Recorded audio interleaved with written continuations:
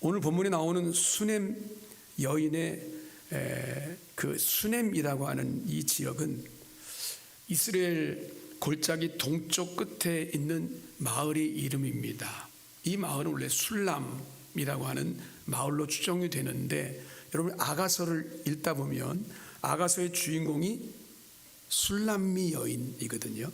근데 이 술람미 여인은 수넴 사람이라는 그 의미에서 발전한 말로 여겨집니다. 그러니까 수넴이라는 말이 술람을 거쳐서 술람미라고 되는 거죠. 그래서 이 수넴이라는 이 지역은 아무튼 아주 비옥한 토지가 있어서 이곳에 사는 사람들은 비교적 되게 부유한 사람들이고 불려졌습니다. 좀 그렇게 말하고 싶지 않지만 우리 서울로 말하면 강남 땅 같은 그런 곳입니다.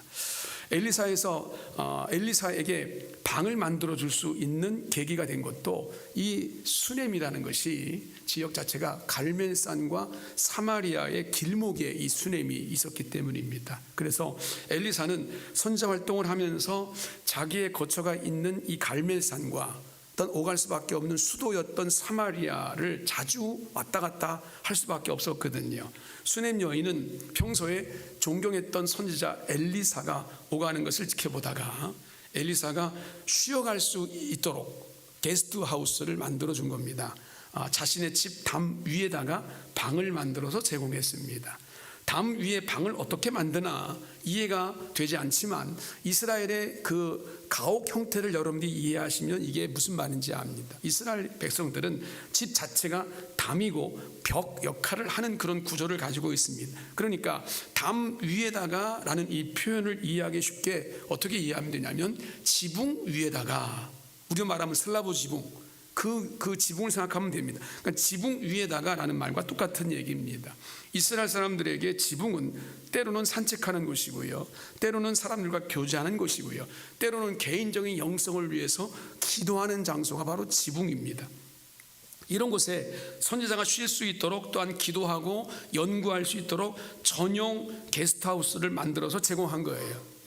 이 여인은 부자일 뿐만 아니라 영적으로도 순수한 열정이 있었다라고 하는 보여주는 그런 대목이지요. 엘리사 역시 이 여인의 헌신에 감사를 표하기 위해서 이 여인이 필요한 것이 무엇일까라는 것들을 묻습니다. 그러나 이 여인은 그저 자신은 백성 중에 거할 뿐입니다 라고 하는 말로 대신함, 아무런 대가를 바라지 않는다는 얘기입니다.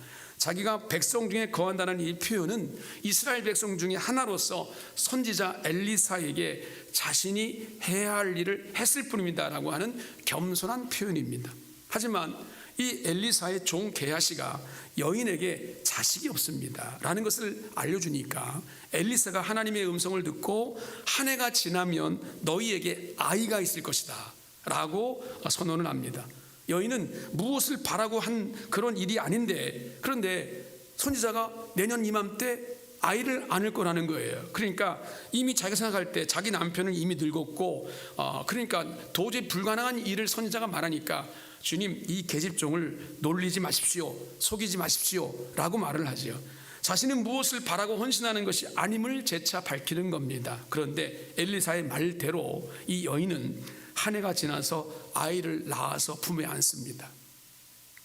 그런데 이 아이가 어느 정도 자랐어요. 몇 살인지는 알 수가 없습니다. 어느 정도 자라서 추수 때가 되어가지고 아버지와 함께 일꾼을 데리고 추수에 나간 거예요. 그러니까 이 정도 되면 청소년기쯤 됐겠죠. 아이가 아버지의 추수하는 곳에 갔는데 갑자기 막 머리가 아픈 거예요. 그리고 난리가 난 거예요. 머리가 아프다고 하인을 시켜서 빨리 이 어머니한테 데리고 가봐라.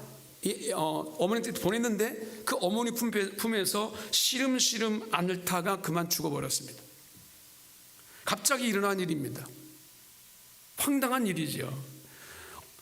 어느 어머니나 마찬가지겠지만 아이가 생기지 않다가 아주 그냥 정말 기적같이 생긴 이 아이예요. 늦게 생긴 이 아이, 이 여인의 입장으로 바라볼 때는 이게 얼마나 놀랄 일이겠습니까? 그런데 이 수넴 여인의 행동이 남달랐다는 것입니다. 아이를, 죽은 아이죠. 죽은 아이를 엘리사의 머물던 방, 그 게스트하우스에다가 두고 그 문을 닫아버립니다.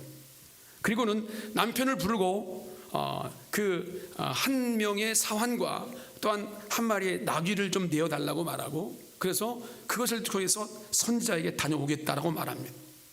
절기가 아닙니다. 선지자에 가는 일은 절기 때나 갈 수 있는 일인데 그게 아닌데 남편으로 볼 때는 의아한 거예요. 남편은 이 아이가 죽은지도 몰라요. 그러면서 무슨 일이냐라고 묻는 거예요. 남편이 그러니까 샬롬입니다. 평안입니다. 이 말만 하고 그러니까 남편은 그 말을 듣고 평안이라니까 그냥 이 여인이 말대로 허락합니다. 그러자 수넴 여인이 하인에게 하는 말이 특이하죠. 이에 나귀의 안장을 치우고 자기 사환에게 이르되 몰고 가라. 내가 말하지 아니하거든 나를 위하여 달려가기를 멈추지 말라. 24절에 오늘 말씀하고 있어요. 엄중한 명령조로 얘기를 하고 있습니다. 설교 용어로 조금 이런 말을 쓰기가 좀 그렇지만 뉘앙스를 이 내용을 그대로 살린다면 입 다물고 닥치고 입 다물고 달려가 이런 얘기예요. 좌우 돌아보지 말아라. 달리는 데만 집중해라 라고 하는 얘기를 지금 이 수넴 여인이 사원에게 말하고 있는 겁니다. 이렇게 해서 엘리사에게 달려갔습니다. 이를 엘리사가 보고는 게하시를 보냈습니다. 한번 샬롬인지 평안인지 물어봐라. 무슨 일인지 물어봐라는 얘기죠. 여인은 지체하지 않고 평안입니다 라고 대답합니다. 그리고는 엘리사를 보자마자 그의 무릎을 꿇고 발을 앉습니다. 이스라엘의 예법상 여인이 그것도 남성의 발을 앉는다라고 하는 것은 너무도 이상한 일입니다. 지금 우리가 봐도 이상한 일이 아니겠습니까? 있을 수 없는 일이에요. 종 게하시가 이를 보고 놀래가지고 말리려고 합니다. 그런데 엘리사는 직감한 거죠. 이 여인에게 무슨 문제가 생겼구나 라는 것을 직감하고는 그대로 두게 합니다. 자초지종을 들었습니다. 그리고는 엘리사는 게하시에게 이렇게 명령을 합니다. 29절에 내 허리를 묶고 내 지팡이를 손에 들고 가라. 사람을 만나거든 인사하지 말고 사람이 너에게 인사할지라도 대답하지 말고 나의 지팡이를 가서 그 아이의 얼굴에 놓으라. 이렇게 말했습니다. 아이에게 자신의 지팡이를 올려놓기 위해서 달려가라는 겁니다. 그런데 가는 길에 사람을 만날 때 인사하지 하지 마라. 너가 만나도 그 사람에게 인사하지도 말고 인사받지도 말고 그냥 곧장 달려가라는 거예요. 엘리사가 하인 이 게하시에게 하는 말도 입 다물고 직진해라 달려가라 하는 거예요.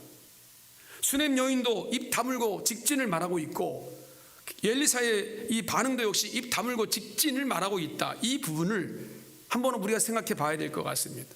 저는 이 말씀 속에서 이것을 우리가 우리의 삶의 모든 상황에다 적용하기는 어렵다고 생각합니다. 하지만 이게 지금 어떤 상황입니까? 위기의 순간이에요. 그렇죠? 원하지도 않고 바라지도 않았던 아이가 기적처럼 얻어드는데 그 아이가 갑자기 죽었어요. 이게 얼마나 위기입니까? 이게 긴박한 상황 아니겠습니까? 이런 인생 속에서 긴박한 상황 가운데에는 이 부분이 어떠한 의미를 우리 가운데 던져주는지 생각해 봐야 된다는 거예요.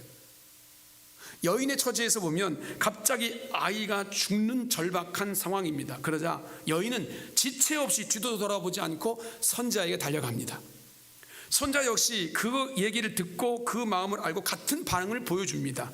오늘 우리는 이런 지체 없는 직진을 향해 나가는 오늘 이런 상황을 통해서 우리가 위기를 만날 때 우리 신앙의 모습이 어떠해야 될 것인가, 오늘 우리의 삶 속에 하나님이 주시는 그 위기감을 어떻게 돌파해 나가야 될 것인가 라고 하는 것들에 대한 주님의 뜻이 오늘 이 말씀 속에서 깨달아집니다. 한 세 가지를 가지고 함께 말씀을 나눠보도록 하겠습니다. 첫 번째는 이러한 상황 속에 사람의 위로보다는 하나님의 권능을 우선하는 모습, 이것을 보게 됩니다. 아이의 숨이 끊어졌어요. 그때 이 여인의 하는 행동을 보게 되면 제일 먼저 이 아이를 하나님의 사람이 사용하던 침상에다 눕히고 그리고 문을 닫고 나옵니다. 그리고 남편에게 나귀 한 마리와 사환 한 명을 구해달라고 요청을 하죠. 보통 이런 상황이라면 여러분 같으면 어떻게 하겠습니까? 뻔한 거 아니겠어요? 모든 사람이 다 그럴 것 같은데요. 통곡할 거 아니겠습니까? 사람들을 불러 모으고 남편을 불러와라 그래가지고 원망 섞인 슬픔을 토로하고 거기다 더 심하면 내가 언제 이 아이를 원했나, 왜 이 아이를 나에게 주셔가지고 나에게 이런 고통을 당하게 하시냐고, 이럴 바에는 뭐하러 나에게 이 아이를 줬냐고 하나님을, 선지자를 원망할 것 같습니다. 그렇죠? 통곡, 원망 이런 것들이 오늘 이 상황 속에 만들 것 같은데, 그러나 이 수넴 여인은 남편에게조차 아이의 죽음을 알리지 않습니다. 왜 그럴까요? 남편과 사이가 별로 안 좋은가요? 남편에게 얘기해봤자 도움이 될 게 없나요? 그런 게 아닙니다. 남편에 대한 믿음이 없어서가 아닙니다. 지금 이 순간, 지금 인간적인 위로나 인간적인 동정, 이런 혹은 우리 인간적인 상식적인 이야기, 이제 다 끝났구나. 아이가 죽었는데 죽은 아이가 어떻게 살아나겠습니까? 절망적인 그런 어떤 어조가 섞인 그런 말들, 사람들의 말들, 상식적인 이야기들, 이런 것들로 인해서 자신의 믿음을 흔들어 버릴 수밖에 없는 그런 상황을 이 여인은 다 방지하고 있는 겁니다. 정말 놀라운 표현, 안타까운 표현이 여러분 우리 안에 있을 수 있어요. 정말 이럴 수가 있는가? 하나님도 무심하시지 왜 나에게 이런 일을 주시는가?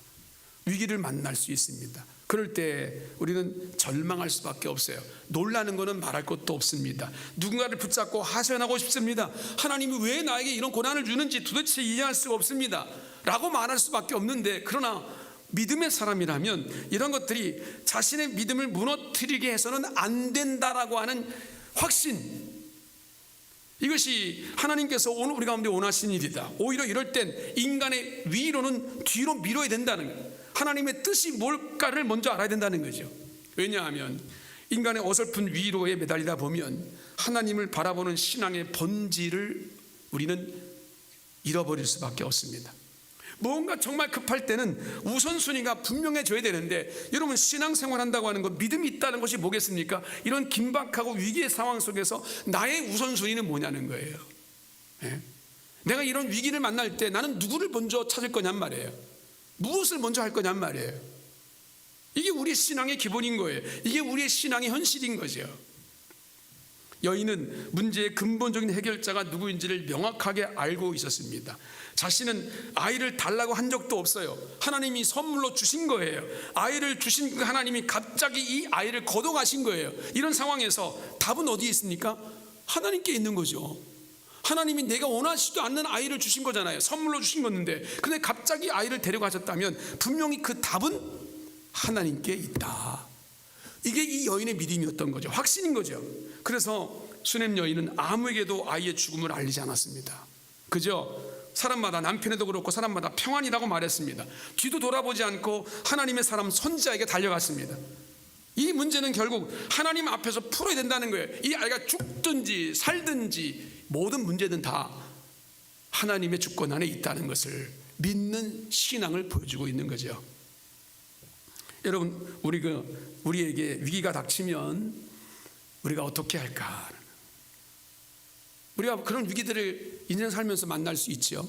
여러분 경험했을 겁니다. 그럴 때 우리가 어떻게 했는가? 사방팔방으로 전화를 돌립니다. 이 위기를 해결할 사람을 찾습니다. 해결할 방법도 찾습니다. 그렇지 않습니까? 이리저리 돌아다니다가 하나님 앞에 서야 할 자리를 놓치고 있을 때가 거의 대부분인 우리의 모습인 거예요. 성도는 사람의 위로를 구하기 전에 하나님의 권능 앞에 먼저 달려갈 줄 알아야 된다는 건데, 이 절대적인 신앙이 오늘 우리가 위기를 만나면 다 까먹는 거예요.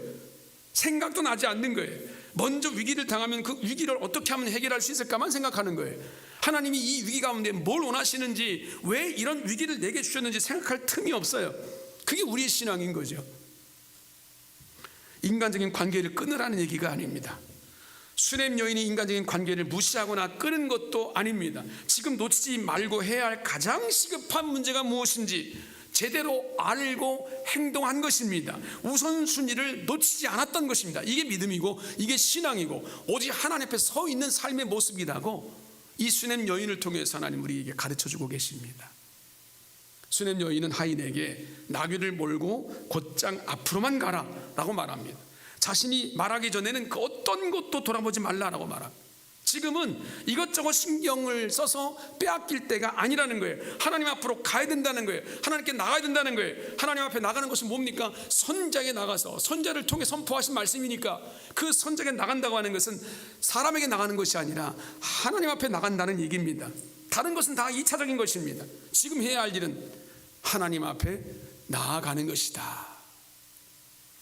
여러분, 하나님 앞으로 나가야 할 위기가 언제일까요? 어떤 일을 만나면, 어떤 문제를 내고 우리가 봉착하면 하나님께 나갈 수 있을까요? 지금은 해결할 문제가 너무 많아서, 그리고 이 문제는 너무 하찮아서 하나님께 나갈 그런 건덕지도 안 되고, 그런 마음들을 우리 가운데 혹시 가지고 있는 것인가? 지금 우리가 이 21세기를 살고 나가면서 경험하고 있는 이 모든 일들, 크고 작은 문제들은 하나님께 나갈 수 있는 문제가 꺼리도 안 되는 모양입니다. 우리들 하는 사업이 부도가 나서 파산 직전까지 한번 가봐야 그게 위기구나, 그게 하나님께 나가서 내가 금식하고 처야하고 하나님께 울부짖을 수 있는 문제인가 보다, 이런 생각이 드나요? 혹시 건강의 문제 이 정도 가지고 괜찮아, 의사를 통해서 건강 검진했더니 의사를 통해서 말하기를 당신 암 말기입니다, 당신에게 남아있는 시간은 3개월밖에 없습니다, 이 정도 돼야 우리가 하나님께 나가서 울부짖을 수 있는 위기의 때인가요? 여러분, 나라의 근간이 무너지고 신앙의 자유도 다 빼앗기고 기본권도 다 빼앗길 수 있는 그날이 와야 이 나라의 위기구나 라고 하는 것을 깨닫나요? 우리 신앙이 꼭 그런 모습 같다는 것입니다. 여러분, 비유를 들자면 뜨거운 물, 아주 펄펄 끓는 물에다가 개구리를 던지면 어떻게 되는 줄 아십니까? 펄쩍 뛰어나갑니다. 뛰쳐나가 버려요, 자기 살려고. 그런데 차가운 물에다가 개구리를 넣고 서서히 조금씩 가야 돼요. 그럼요, 개구리가 죽는지도 모르고 거기서 익사해버려요. 아마 익어 죽어버립니다. 실험을 통해서 우리가 증명되는 거 아니겠어요? 우리가 하나님 앞에 깨어있지 않으면 우리는 위기가 다가온 줄도 모릅니다. 사람들의 소리에 빠져 있다가 화를 당하게 됩니다. 지금 나에게 닥친 위기가 무엇인지 생각해 봐야 됩니다. 하나님 앞에서 내가 어떠한 이 문제가 무슨 문제인지 생각해 봐야 됩니다. 사람과의 관계를 단절하라는 얘기가 아닙니다. 먼저 하나님 앞에 나가는 것이 우리 신앙의 기본이 되어야 된다는 거죠. 그 시점을 놓치지 말아야 된다는 겁니다. 인생에서 가장 중요한 것은 하나님 앞에 나아갈 때를 놓치지 않는 것이다. 이것이 우리의 신앙의 기준이 되어야 된다는 거죠. 여러분, 우리의 시간이 많이 남아있는 것 같지만 시간이 많이 남아있지 않습니다. 제가 살아보니까 그렇더라고요. 금방 지나가요. 금방 흘러갈 겁니다. 여유 부릴 시간이 없습니다. 다음에 하지 이런 시간이 없습니다. 위기를 극복하는 방법은 입 다물고 하나님 앞으로 나아가는 겁니다. 직진하는 겁니다. 여러분, 지금은 기교를 부릴 시간이 없습니다. 여유를 부릴 시간도 없습니다. 주변에 떠들어대는 그런 온갖 잡소리를 다 뛰어넘고 어떻게 해야 된다고요? 입 다물고 하나님께로 직진하라. 하나님의 임재를 향해 나아가라. 하나님의 예배의 자리로 나아가라. 하나님의 음성을 듣기 위해서 기도하는 대로 나아가라. 여러분, 이것이 주님께서 오늘 수냄 여인을 통해서 허락하신 하나님 메시지인 줄로 믿습니다. 깨닫는 지혜가 여러분 가운데 있기를 주의 이름으로 축복합니다. 두 번째는 세상의 관습보다는 사명의 엄중성을 우선시하는 모습입니다. 앞서 여인이 다른 것 돌아보지 않고 오직 하나님의 사람에게 먼저 달려온 것 살펴봤는데, 똑같은 패턴의 일이 하나님의 사람인 이 엘리사에 의해서도 이루어진다는 것입니다. 수냄 여인이 급히 오는 모습을 보면서 엘리사는 분명 저 여인에게 무슨 일이 생겼구나라는 것을 눈치채죠. 그러나 하나님께서 자신에게 그런 것들은 다 깨닫게 해주셨고 이미 알려주셨는데 지시한 사항이 없기 때문에 여인에게 자초지종을 물었습니다. 들어야 했습니다. 수냄 여인의 긴박한 그 얘기를 듣고 엘리사는 게하시 이 사환에게 명령하죠. 29절에 허리를 묶고 가라. 단디해라. 묶고 가라. 그 다음에 길에서 사람을 만나도 인사하지도 말고 받지도 말라. 허리를 묶는 것은 단호한 준비를 얘기하는 거고 이것만으로 비장함이 보이지 않습니까? 그런데 가는 길에 사람을 만나도 인사도 하지 말고 받지도 말라라는 것은 긴박성을 얘기해주고 있는 겁니다. 그만큼 급한 일이라는 거예요. 그렇게 해서 빨리 자신의 지팡이를 그 죽은 그 아이 위에다가 올려놓으라고 명하고 있습니다. 여러분, 이 부분에서도 너 입 다물고 세상적인 얘기 듣지 말고 하나님께로 나아가라 라는 얘기죠. 그러면 그렇게 해서 게하시가 여러분 그렇게 해서 입 다물고 달려가서 엘리사의 지팡이를 아이의 머리에 놓았더니 아이가 살아났습니까? 아니에요. 그래서 살아난 게 아니에요. 뒤이어서 엘리사가 도착했어요. 그리고 아이를 끌어안았어요. 온몸을 맞대고 기도했어요. 그럴 때 아이가 7번 기침하고 일어났다라고 34절 35절에 말하고 있습니다. 게하시가 엘리사의 명령대로 급히 가서 지팡이를 아이 위에다 올려놨는데도 아이가 깨어나지 않았단 말이에요. 낫지가 않았어요. 이 이야기는 하나님의 역사라는 것은 어떤 주술적인 모습으로 이루어지는 것이 아님을 우리 가운데 보여주고 있는 겁니다. 엘리사는 그런 주술을 의도한 것이 아닙니다.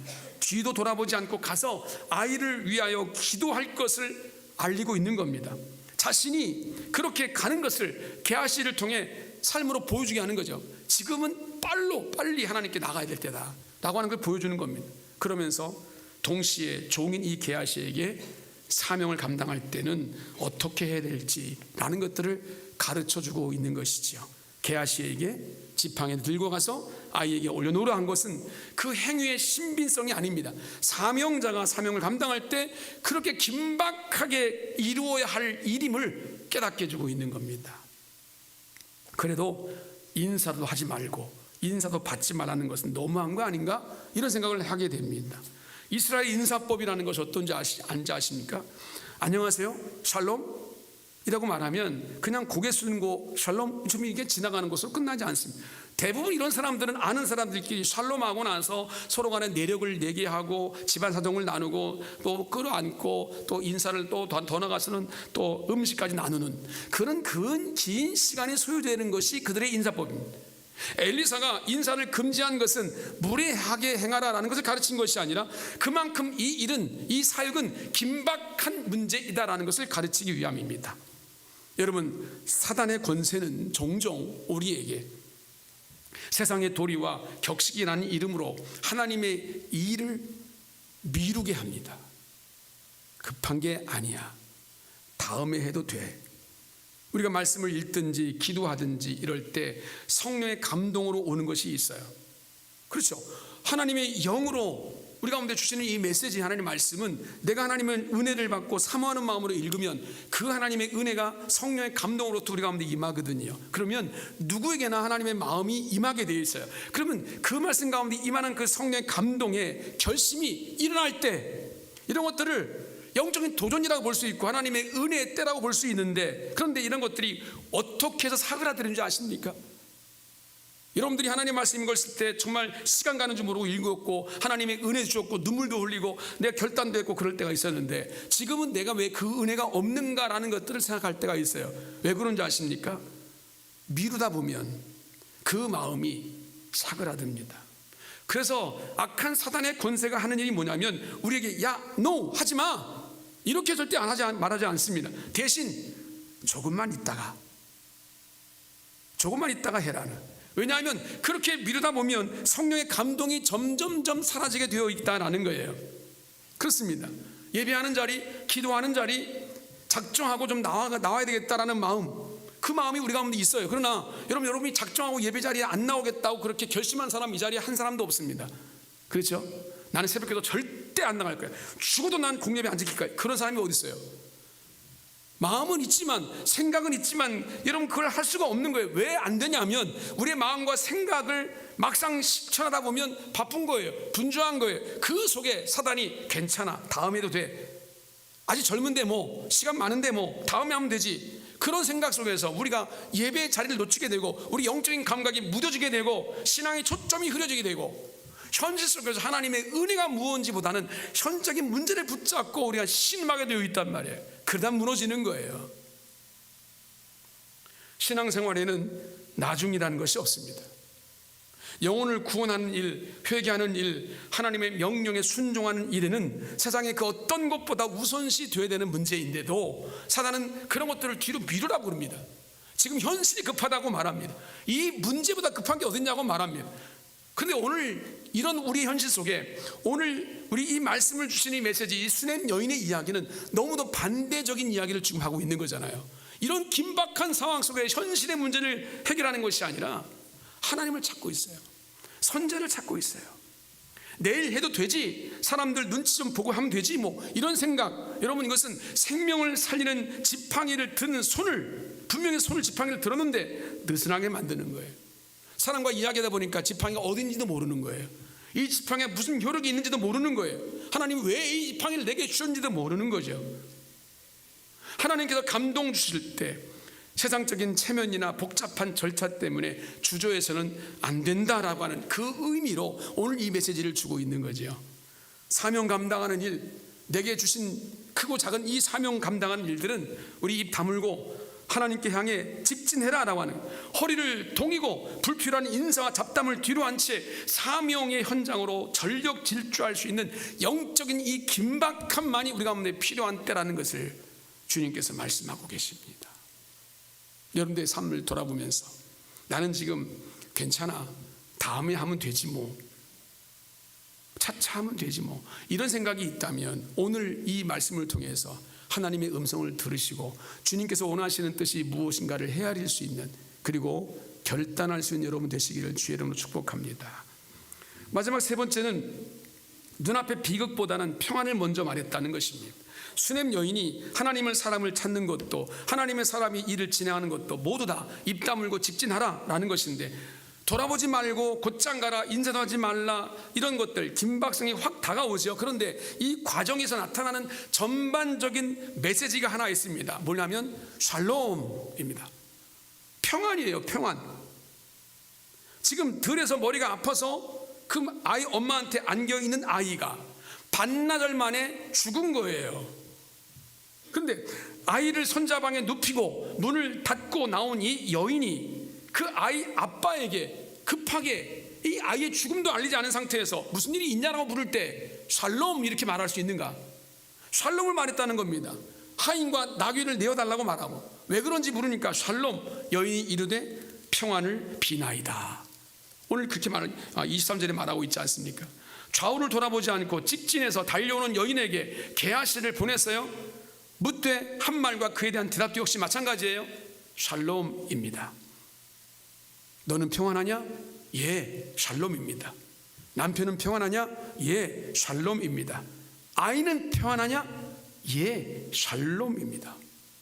이렇게 여인이 대답했다는 거예요. 긴박하게 전개되는 이야기 속에서 샬롬, 이 평안을 놓치지 않고 있다는 거예요. 아이를 잃은 이 어미가 무슨 샬롬입니까? 지금 무슨 평안을 말할 수 있습니까? 여인이 엘리사 앞에 이르니까 덥석 손자의 발을 안을 정도로 지금 슬프고 불안하고 간절한 거 아니겠어요? 그런데 무슨 평안이냐 말이에요. 하지만 이 말은 거짓말이 아닙니다. 이것은 상황에 대한 보고가 아니라 내 자신이 하나님을 향한 하나님에 대한 보고예요. 주님, 그럼에도 불구하고 나는 샬롬입니다.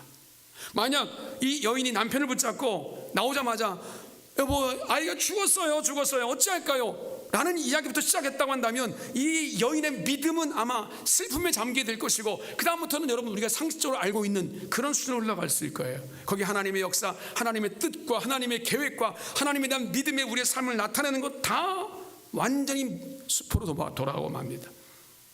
게하시를 붙잡고 내 아이가 죽었습니다, 어찌 이런 일이 있을 수 있습니까? 억울합니다 라고 설명했다면, 여러분 이 여인의 믿음은 슬픔에 잠식되고 엘리사에게 도달하기도 전에 아마도 무너졌을 거예요. 여인이 순간마다 평안이라고 외친 것은 이 여인이 슬프지 않아서가 아니에요. 너무도 황당한 사건을 만났지만 모든 것을 하나님께 맡깁니다 라고 하는 절대적인 고백이 이 여인의 믿음에 있었다는 것을 말하고 있는 겁니다. 그 단 한마디가 샬롬, 평안입니다. 이 샬롬은 그냥 고백한 게 아니에요. 절대적인 고백입니다. 절대라는 말은 그 어떤 상황이나 그 무엇이 있더라도 변할 수 없다라고 하는 말입니다. 우리의 삶에 그 어떤 문제가 일어나도 절대적인 주님 앞에 우리의 신뢰와 믿음, 샬롬이라고 말할 수 있는 것은 여러분 그 어떤 것도 우리를 무너뜨릴 수 없다는 얘기입니다. 평안은 오로지 하나님을 바라보는 자들이 가질 수 있는 마음의 확신입니다. 이것을 이 여인은 입으로 선포했어요. 이런 상황 속에서 샬롬이라고 말했어요. 그리고 이것은 하나님의 손에 의해서 선으로 이루어질 것을 확신하는 그 마음이 이 여인에게 있었다는 얘기입니다. 사랑하는 성도 여러분, 샬롬입니까? 무엇 때문에 여러분들이 평안하시죠? 나라가 평안해서 평안하십니까? 자식이 잘 돼서 평안하십니까? 건강이 뭐 나름대로 이 정도면 괜찮다 생각해서 편안한 겁니까? 아니면 여러분들 저금 통장이 점점 늘어나고 계십니까? 무엇 때문에 평안하신 겁니까? 내가 주님 앞에 평안이라고 샬롬이라고 말할 수 있는 이유가 뭡니까? 그 이유는 오늘 이 수냄 여인이 보여준 것처럼 나를 사랑하신 하나님, 나를 구원하신 예수 그리스도의 그 십자가의 은혜, 나와 지금도 동행하시는 성령님의 역사하심, 이 가장 중요한 이 근거가 내가 어떤 상황 가운데 놓여 있다 할지라도 하나님이 주시는 평안이 무엇인지를 내 마음 가운데 깨닫게 하시는 지혜, 그 은혜를 허락해 주신다는 거예요. 입 다물고 직진하라는 이 말 속에서 불안하지 말고 겁먹지 말라는 하나님의 메시지가 담아져 있습니다. 평안을 먼저 선포하라고 주님께서 말씀하십니다. 내가 너를 붙들고 있다. 내가 너를 모든 상황 속에서 하나님의 뜻과 계획으로 이끌어가고 있다고 말씀하십니다. 412장 찬송의 가사처럼 평화로다 하늘 위에서 내려오네 그 사랑의 물결이 영원토록 내 영혼을 덮으소서. 함께 선포해 봅시다.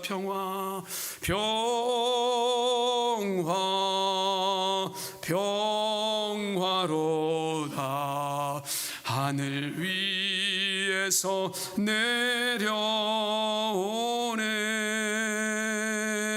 그 사랑의 물결이 영원토록 내 영혼을 덮으소서. 하나님께서 여러분들의 삶을 붙잡고 계십니다. 살아계신 하나님이 나를 위해 독생자를 아낌없이 내어주신 하나님께서 나의 모든 상황을 지키시지 않겠습니까? 방치하시겠습니까? 내가 세상에 방황하고 또 혼돈 가운데 멸망으로 치닫도록 하나님 내버려 두시겠습니까? 나의 산업을 지켜주지 않겠습니까? 나의 건강을 붙잡아 주지 않겠습니까? 나의 자녀의 미래를 붙잡아 주지 않겠습니까? 이 모든 상황 속에서 나와 함께 하시는 그 주님의 은혜가 있다는 사실, 주님 오직 오늘 이 메시지처럼 이 세상적인 것들을 다 내려놓고 입 다물고 오직 주님께로 향해 전진해 갈 수 있는 은혜가 오늘 이 가운데 있기를 원합니다. 하나님께서 오늘 우리 전능하신 손길로 우리를 붙잡아 주실 줄로 믿습니다. 이 놀라우신 은혜와 사랑으로 날마다 승리의 길을 걸어가시는 하나님 백성들 되시기를 주의 이름으로 축복합니다.